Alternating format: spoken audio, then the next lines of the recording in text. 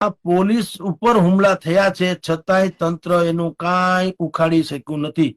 2012માં જુનાગઢમાં કોન્સ્ટેબલ ઉપર જીવલેણ હુમલો થયો તો કોર્ટે હુમલાખોરને બુટલેગર હતો એની સજા કરી. પોલીસ તંત્ર તરફથી કાંઈ તારીખ બે તારીખ સિવાય કાંઈ થયું નતું.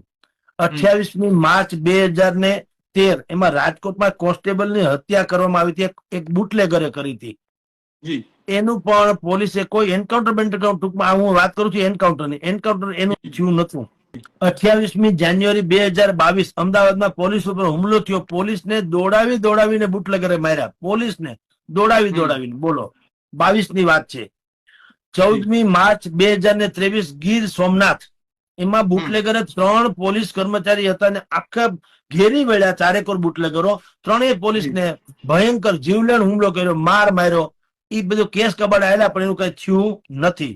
5મી નવેમ્બર 2024 સુરેન્દ્રનગરના દસાડામાં એક પીએસઆઈ જાવેદ પઠાણ, એને તો મૃત્યુ થઈ ગયું. બોલો, મારી નાખ્યો. જાવેદ પઠાણને મારી નાખ્યો તો પણ એનું એન્કાઉન્ટર નથી થયું. એના અડ્ડા હજી હાલે છે. જેને મારી નાખ્યો એ બુટલેગરના અડ્ડા ચાલુ છે, પોલીસે છે ને અડ્ડા છે ને મરી ગયા. ઓલા ભાઈ જે શહીદ થઈ ગયા, હવે એને જે વળતર મળ્યું જવા દો, પણ કાંઈ એન્કાઉન્ટર જેવું થયું નથી.